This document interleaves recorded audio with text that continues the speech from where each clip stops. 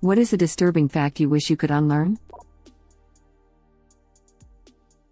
There's a type of crayfish that farms sea stars by cutting all their water legs off and eating its arms all the way to the center, but leaving the center intact. It then feeds the sea star with kelp to keep it alive so it regenerates, and then repeats the process. When the Challenger exploded in 1986, the astronauts didn't die from the explosion. Nor did they die from depressurization as NASA has initially claimed. There is some evidence they turned on their personal oxygen supply. They died from impact when they hit the surface of the Atlantic Ocean. They were in free fall for 2.5 minutes. Not only that, but NASA was fully aware of the dangers of the launch. Engineers at NASA warned officials time and time again that the fuel O-ring would fail if they launched at such a low temperature. It was pretty frigid the day of the launch, and they ignored them, just because they didn't want to have to push back the launch date. While indeed partially true, and saddening, the G-forces involved as well as the depressurization actually likely caused near-immediate unconsciousness in all but possibly 3 of the astronauts based on activation of their PEEPs or personal egress air packs. This included both mission specialists Ellison Onizuka and Judith Resnick as well as, possibly, pilot Michael Smith, mostly based on some protected rocker switches which had been moved on the flight control panel nearest his right hand. The packs for Dick Scobie, Rachel McAuliffe, and Ron McNair were not activated. The PEEPs were also not pressurized, so likely it would have been impossible to breathe at 14+ km. The PEEPs were intended to be an alternative, clean air supply in the event of a fire or contaminant outbreak within the cabin, not an emergency in the event of a loss of cabin pressure. I would like to think all of the astronauts succumbed to hypoxia within the first 25 seconds as the shuttle remains reached apogee, essentially numbed senses followed by unconsciousness. Parrots often bond with a keeper, from their perspective, as a lifelong romantic partner. If the person dies, or the parrot is displaced, they can go into massive depression and pluck out their own feathers. That's just downright sad. Recently heard of a woman dying of cancer. She had a parrot, and while she was on hospice, the bird would visit just like any other family member, saying goodbye. They are extremely intelligent, and if possible, this is the ideal way to help a bird have the best chance at handling the death. They grieve, but understand what's happening. The woman's parrot was adopted by a family member, I think, and had as happy an ending as possible. No feather plucking. There was a LPT about letting your dog see your body after you die so they know you aren't coming back and don't get depressed. Our neighbor passed and her macaw stopped eating and eventually died. I learned on Reddit that a woodpecker will tap enough to break into a baby bird's skull and slurp up their brains. How many skulls could a woodpecker pack if a woodpecker wanted to sate its lust for baby bird brains? If you have an intestinal blockage, you can burp up farts and have fecal vomit, which is basically just throwing up your poop. When I was a child, my grandmother told me this about one of her potential side effects if she didn't visit the doctor for her condition, and I laughed it off as if she was joking. In most cases, when a parasite gets into the brain, they don't remove it. They just kill it with some sort of acid or something with a similar effect, then just let the body calcify it. It's weird because you'd think that the parasite could still do something. Edit, they don't kill it with acid. My mother has a cousin? Honestly not sure, but a family member, who got a parasite from eating bad meat on a trip to Mexico. They couldn't remove it as it's burrowed into her brain, so it's still there till this day and she's dying. It's really sad. Last I heard was her mental health was declining rapidly. Taenia solium. Depending on how it enters the body, you can end up with a 7 meters intestinal parasite, or a cyst in various organs such as the liver, the brain, or muscles. That's why growing up nobody I knew ate meat of any kind, anything less than medium well. There are other parasites in fish that cause serious illness.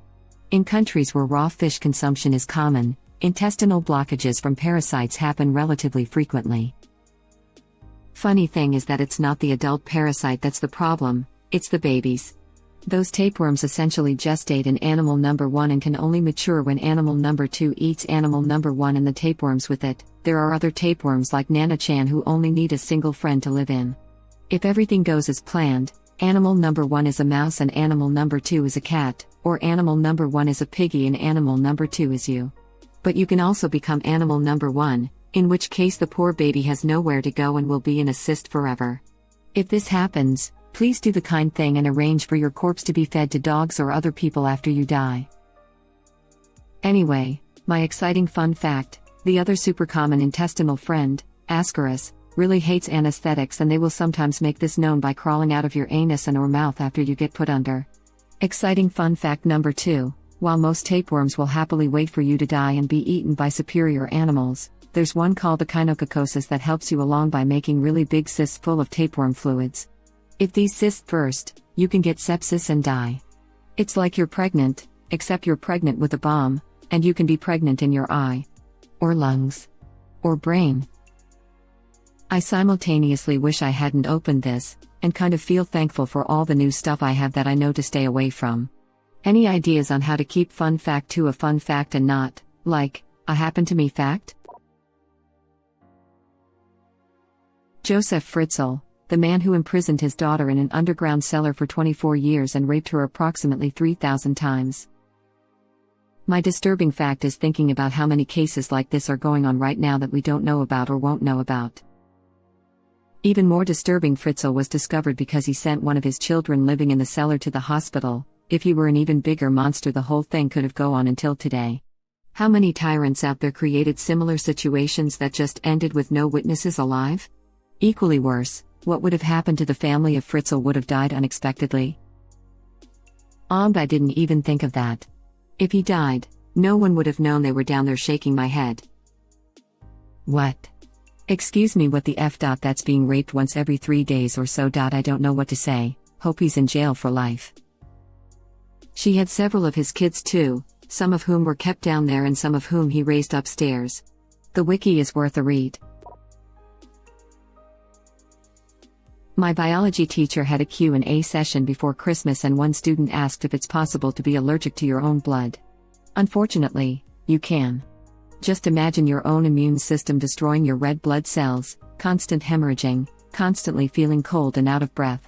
When we got back from winter break, we saw a new face in class, a former student of my bio teacher who just so happened to have this disease, and we spent the whole class asking questions. I feel so bad for the guy, but thankfully, the medicine available to suppress the immune system has made his life bearable. My college roommate had a similar condition, you can look up, called DVT or Behçet's disease. There is medicine to suppress his white blood cells, but yet it's still incurable and he's going to have to take them for life. Cool part, when this dude catches a cold or something, because he's always suppressing his immune system, he has to stop taking his medicines and his ultra WBCs fix him back up. My immune system attacks my platelets. I sometimes forget how blood is supposed to congeal. Jeffrey Dahmer drilled a hole into some victims' skulls and tried pouring different toxic liquids into the hole. He was trying to make a sex slave that could eat and drink but could in no way fight back or escape. The worst fact is that victims might survive the first hole with all brain function intact and live long enough to be fully aware they were going to get a second or third hole drilled. One of the victims managed to escape, the police were called, and somehow the police turned the 14-year-old victim back over to Dahmer. Edit. Thanks for the awards. Never gotten this many upvotes before. Wish it wasn't such a sad fact though. What the F? He convinced them that an underage teen was old enough to be his gay lover, and that they were just having a lover's quarrel. They were just having a lover's quarrel. With a drill, as you do. One of these officers, John Bulcherzak, would later go on to serve a number of years of the Milwaukee's police union. He only retired from the police force in 2017. Edit. He served as the president of the police union. It gets worse, the city fired the 2 cops, but they sued and won, forcing the city to rehire them and give them their pensions back. Then one of them went on to be voted president of their police union. Web link. The fact that dogs like squeaky toys because it sounds like their prey crying out in pain. We tried to give my dog squeaky toys for the first few years we had her, but the moment it let out a squeak she would let go, start nosing it and licking it in concern, and never bite it again. We stopped buying her those because it was causing her too much guilt. She's an angel. It's nice to have that little break as I'm reading through this thread. Apparently, Japan bombed China with fleas infected with bubonic plague during World War II. Big rain, I think.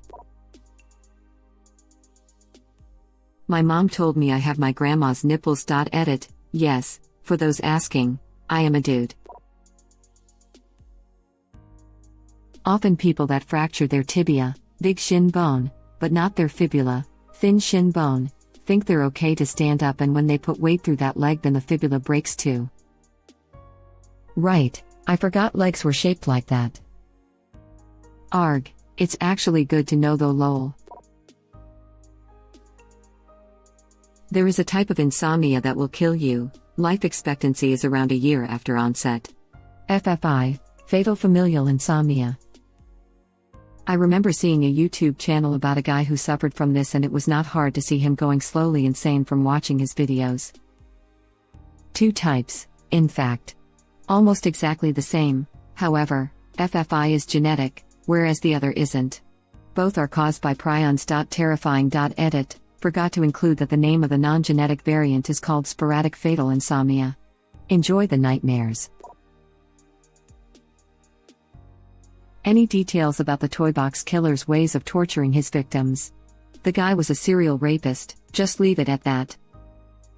I've read the transcript of the tape he played for his victims, and just thinking about it turns my stomach.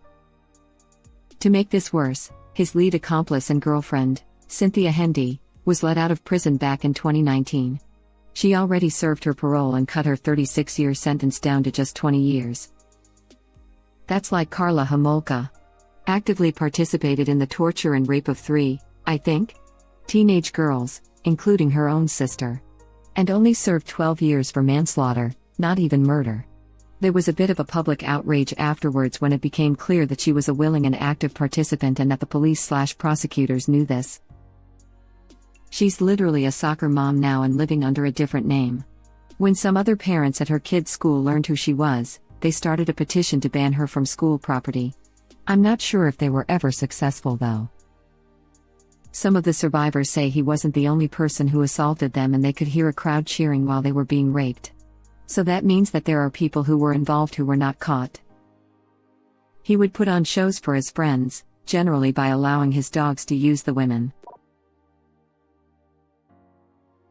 That tumors can grow teeth and other limbs like fingers, hands, toes, and feet. Edit, and a lot people are also saying hair and eyeballs too. So that's nice. Why did you add on that? Now I got to live knowing tumors can grow limbs.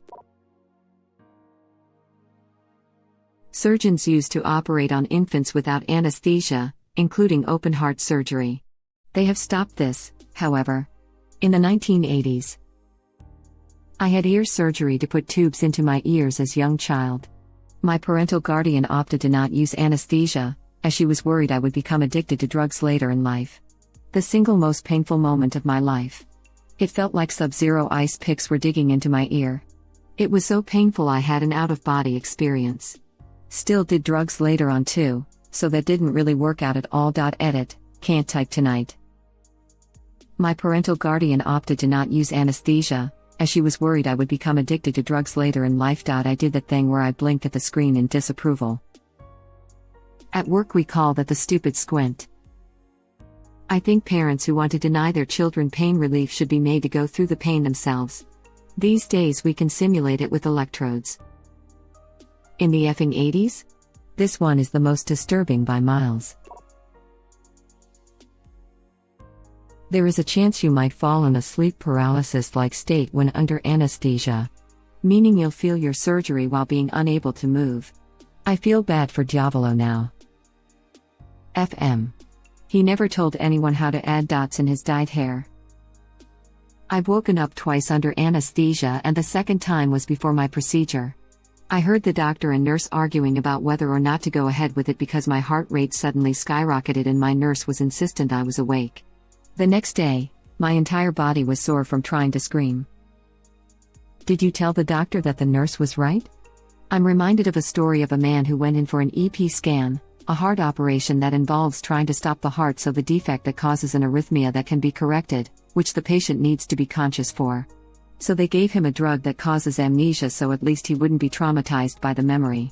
Supposedly, At one point, he said to the doctors, "Hey, remember when I died a few minutes ago? Well, I do, too. Give me more." Not as severe as heart surgery, but my mom also underwent a procedure that they use the "you'll forget all this" type of drug for. It didn't work for her. Since you're technically awake for this and can react, they restrained her for it. She fought so desperately that she broke one of her own fingers just by struggling so hard. I'm very afraid of this ever happening to me. When I had my wisdom teeth extracted, this didn't happen, but I had a dream and heard drilling and whatnot. I remember before and after the procedure. It wasn't like a quick in and out type deal. I have to ask, is there a known reason for this happening? Do some people just need more anesthesia? I'm sorry that's happened to you. Got really close to that once. Having hand surgery, and they had given me the anesthesia and did the countdown from 100 thing. I'm counting and I guess was just counting in my head when the surgeon turned around with the scalpel. I don't know if I could have moved much, but I was able to clearly make a face that apparently scared the crap out of him when he realized I wasn't out. He gives the anesthesiologist this look and suddenly it's all count backwards from 10 and the gas thing again. He cranked that way up apparently. I made it to Tay. I had hand surgery, and woke up at the end when the doc was putting sutures through my fingernails. I looked at him and said, "I'm awake, and I can feel everything." He said, "Ooh, sorry. Can't stop now. This is going to hurt." He was right.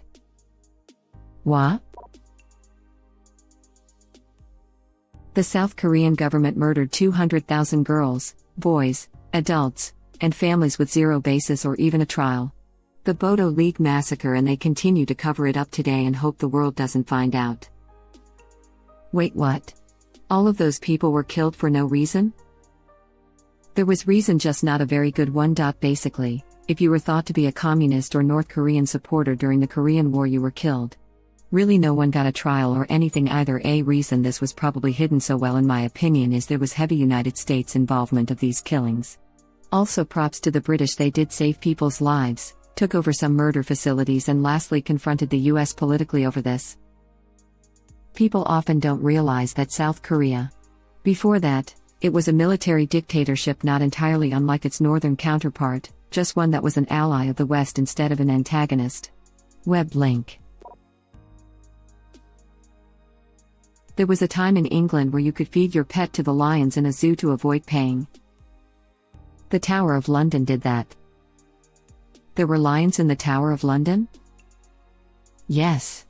There was a zoo, or rather royal menagerie, at the tower from at least Tudor times to the 1800s when it moved to its current site at Regent's Park. They used to take the polar bear out on a effing leash to fish in the Thames. I want to reiterate, a polar bear on a leash. I pity that handler and their lost limbs/life. They closed the monkey house in the late 1700s. It was set up like a normal house with furniture, and visitors could come into the room with monkeys. They closed on order of the king after a monkey ripped a boy's leg off in a tragic accident. Thank you for watching. Please subscribe to be the first to know about Red Rabbit Reader's new videos. If you like our videos, please like them on YouTube and share them with your friends. We welcome your comments below. Press to start another of our videos.